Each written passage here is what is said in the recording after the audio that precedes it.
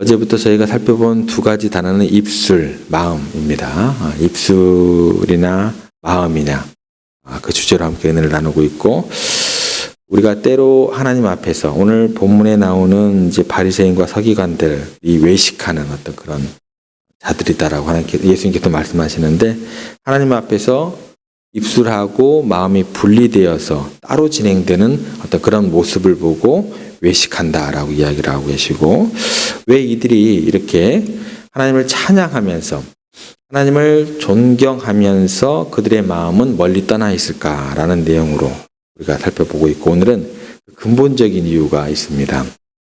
그것이 이제 7절 말씀에 이제 집중적으로 나오는데, 내용은 이렇습니다. 하나님의 말씀을 자기에게 적용하기보다는 남을 가르치는 데 이렇게 집중을 하는 모습이에요. 이게 근본적인 이유가 되는 것입니다. 신앙생활 하면서 하나님의 말씀을 들을 때 자기가 변화가 되고, 자기를 변화시키고 자기를 고치는 데 이렇게 초점을 맞춰야 하는데, 그 신앙과 그 말씀을 가지고 그 종교적인 또한 형식을 가지고 다른 사람을 가르치고 다른 사람을 바꾸려는데 초점을 맞추다 보면 입술과 마음은 절대적으로 분리되게 되어 있습니다. 7절 말씀을 다시 한번 가보겠습니다. 함께 읽습니다. 사람의 계명으로 교훈을 삼아 가르치니 나를 헛되이 경배하는도다. 가르치는, 또 교훈을 삼아, 또 헛되이 경배, 이렇게 나오거든요. 근데 그게 사람의 계명이다라는 거예요. 여기 보니까 하나님의 말씀으로 가르치면 너무나 좋겠죠. 근데 이제 외식하는 사람들이 하나님의 말씀으로 가르치는 게 아닙니다. 사람의 계명으로 가르칩니다. 사람의 계명으로. 내 경험으로 가르치는 거예요. 우리들이 해왔던 방법으로 가르치는 거예요. 사람의 계명이다라는 거예요. 그렇기 때문에 경배를 하는 모양은 취하는데 그곳 가운데 어떤 경배가 있는 거예요? 헛되이 경배하는 거예요. 이렇게 이야기를 하신다라는 거예요. 왜 하나님의 말씀으로 교훈을 삼아 가르치지 않고, 그러면 이 사람들이 왜 사람의 계명으로 교훈을 삼아 가르칠까요? 이 부분이 우리들이 좀 생각해 볼 바라는 것입니다. 신대원을 가면 두 가지 종족이 들어옵니다. 한 가지 종족은 이제 그 학부에서 신학을 전공한 친구들이 들어오고, 그 다음에 일반 대학교를 나오고 이제 신대원을 들어오는 이제 두 가지 종족이 들어와요. 저는 이제 후자에 해당하는 쪽이고, 근데 신학교를 들어오면서 신학교에서 신대원을 들어오기가 쉽지가 않아요. 이 친구들이 시험을 계속해서 떨어져요. 성경을 굉장히 가까이 하지 못하는 어떤 그런 4년의 시간들을 보내는 것 같아요. 그러니까 이 사람들이 이제 우스갯소리를 이렇게 얘기를 합니다. 1학년들은 이제 학부를 들어갈 때 정말 목사님이 돼야겠다라는 생각으로 부푼 꿈으로 들어간대요. 그런데 이제 2학년쯤 되면 나는 장로님이 돼야겠다 라고 이렇게 이제 생각을 한다는 거예요. 이제 3학년쯤 되면 나 집사님 생활하다가 하나님께서 이렇게 신앙생활 잘할 수 있도록 하다가 마무리해야겠다. 4학년쯤 되면 졸업할 때는 이제 나 교회 안 갈란다. 그렇게 생각을 하고 그렇게 우스갯소리로 그렇게 얘기를 합니다. 그러니까 그마저도 신대원에 들어오는 어떤 그런 학부 출신들은 굉장히 그래도 나름 열심히 해서 들어오는 어떤 케이스들이에요. 근데 그게 여의치가 않았어요. 그래서 저희 때 같은 경우는 아예 그들을 특별 전형으로 한 15% 20%까지 그들의 어떤 길을 보장해 줬어요. 못 들어오니까 하도. 장신대에서 졸업하고 장신 신대로 못 들어와요. 학부 출신들. 그러니까 한 20% 정도를 아예 그 인원을 배정을 해줬어요. 우스갯소리로 이제 이런 얘기를 했었는데, 왜 그러냐? 이유를 좀 생각해 보면 이렇다고 합니다. 신학교 교수님들이 학문적인 것, 또 지성적인 것, 그리고 과학적인 어떤 그런 학문들을 가르쳐야 된다고 생각을 하다 보니까 성경 말씀을 아예 제껴둬요. 제껴두고 이 성경에 대해서 비판하고 평가하는 심리학자들, 또 사회학자들, 또 역사학자들, 이런 학자들의 말을 가르침과 동시에 조직신학자들의 말을 갈바르트라니 폴틸리라니 칼융 어떻고 이 학자들의, 그러니까 그 사람들의 계명이 수업의 거의 전부가 되는 거예요. 사람들의 학문, 사람들의 계명이 그 신학교에서 학부에서 가르치는 모든 것이 되는 거예요.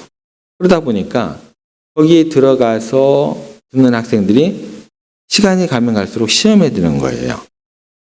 왜 신학자들마저도 하나님의 말씀을 가르치지 않고 하나님의 말씀에 대해서 평가를 한 그런 학자들을 가르칠까? 그 이유는 자기가 얼마나 지성적인가라는 것을 보이고 싶은 거다라는 거예요.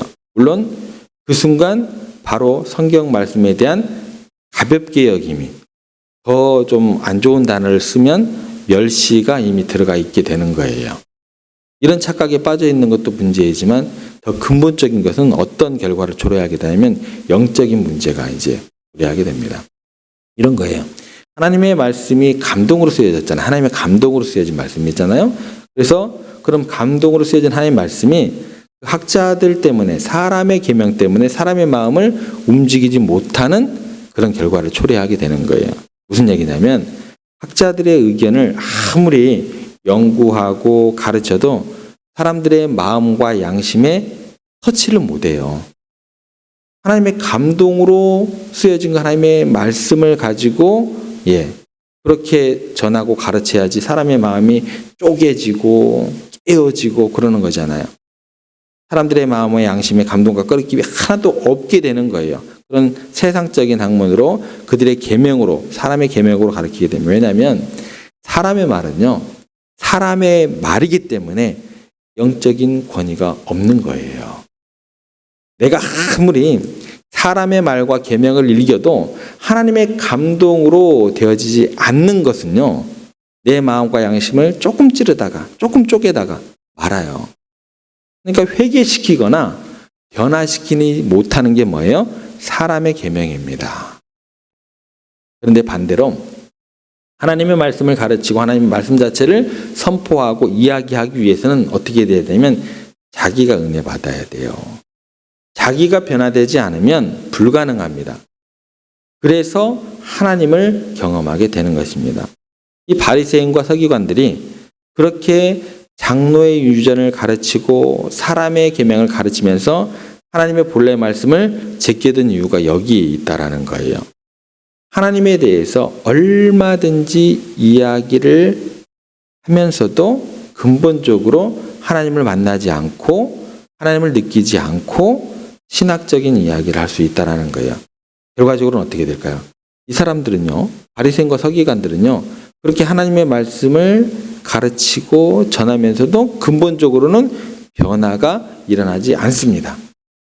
그래서 신학교수라고, 목사라고, 설교를 한다고 해서, 강의를 한다고 해서 근본적으로 하나님을 만날 수 있는 게 아닙니다. 얼마든지 하나님의 이름을 부르면서 편안하게 자기 뱃속 채우고 여러 가지 것을 가르칠 수 있다라는 거예요. 근본적인 게 뭐냐? 결국 하나님의 말씀을 대면하면서 내가 변화되고 하나님을 만나는 데 관심이 없고 또 나를 내세우고 편안하게 신앙생활을 할 수 있다라는 거예요. 그때 당시에 누가요? 바리새인과 서기관들과 종교 지도자들이 충분히 그렇게 신앙생활을 했다라는 것입니다. 물론 결과적으로 그게 편안한 게 아닙니다. 나중에 이런 게 다 고통으로 다가오죠. 하나님의 말씀의 은혜를 경험하는 것 자체가 비교할 수 없는 기쁨이 있는데 그걸 모르는 거죠. 그걸 모르는 거죠. 어쨌든 중요한 건 이런 겁니다. 결국 우리가 입술로만 하나님을 이야기하고 마음이 멀어지는 이유는 뭐냐면 근본적으로 하나님의 은혜 안에서 내가 새로워지려는 생각이 없기 때문입니다. 그거 하나예요. 그리고 그 방법이 어떻게 나타나냐면 남을 가르치는 거예요. 늘 내가 아닌 남의 변화를 생각하고 추구하는 거예요. 너 그렇게 신앙생활하면 안 돼. 그렇게 이야기하는 것 자체가 나는 이미 그것을 실천하고 있는 것처럼 과시하는 그런 모습이에요. 자기 자랑이 되는 거예요. 광고가 되는 거예요. 나를 돌아보는 것에 비껴나가고 자기가 변화되지 않으면서 다른 사람을 변화시키는데 애를 쓰면서 내가 하나님께 헌신하고 있다고 스스로 생각을 하게 되고 다른 사람들이 보기에는 저 사람 굉장한 사람이야 이렇게 인정해 줄 줄로 우리가 생각을 하게 된다라는 것입니다. 여러분, 하나님의 말씀을 듣거나 읽거나 깨달을 때 늘 명심해야 될 게 뭐냐면 1차적인 적용 대상은 무조건 누구예요? 나 자신이 되어야 됩니다. 1차적인 적용. 하나님 알겠습니다. 주님 제가 잘못했습니다. 이래야지 말씀을 듣는 순간에 어떤 형편에 있던 사람이 다른 사람이 떠오르면 바로 그것이 외식하는 것이 되고 내가 교만의 자리에 앉는 것이 되고 그 순간 하나님의 마음을 아프게 하는 것이 되는 것입니다. 우리는 무조건적으로 우리 자신을 적용해야 한다라는 것입니다. 아멘, 아멘 하면서 주님, 제가 변화되기를 원합니다. 이런 고백을 하셔야 된다라는 거예요. 일전에 교회에서 한 권사님이 계십니다. 늘 이런 말씀을 하세요. 새벽기도 끝나고 항상 우리 목회자들하고 이렇게 대접을 하시면서 하시는 얘기가 뭐냐면 목사님, 설교를 들으면서 꼭 수술대 위에 눕혀져 있는 것 같습니다. 항상 이 자리에 앉으세요. 이 자리에 앉으셔가지고. 낱낱이 해부하고 드러내고 뜯어내는데 너무너무 마음이 아프고 괴롭습니다. 그런데요, 그게 재밌대요. 그 재미 때문에 교회 오신대요.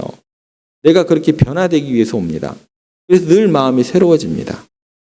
남들이 보기에는요, 제가 봤을 때는 그분만큼 헌신하고 그만큼 하나님을 사랑하는 분이 별로 없다고 생각되어지는 권사님이셨어요. 하나님의 말씀을 들을 때 다른 사람에게 적용하는 것이 아니라 나를 가르치고 내 자신에게 적용하는 것, 그것이 은혜 받은 사람입니다. 하나님께 귀하게 여김받고 사랑받는 사람들의 모습이 될 수 있다는 것입니다. 하나님의 말씀을 요리조리 피해가기 위해서 다른 사람을 우리가 가르치는 자리에 앉지 않아야 된다는 거예요. 그 순간 하나님께서 굉장히 마음 아파하신다는 것입니다. 그래서 예수님께서 이렇게 말씀하십니다. 너희는 많이 선생되지 말라. 이 말씀은 선생님 직업을 가지지 말라는 것은 아니잖아요. 그죠?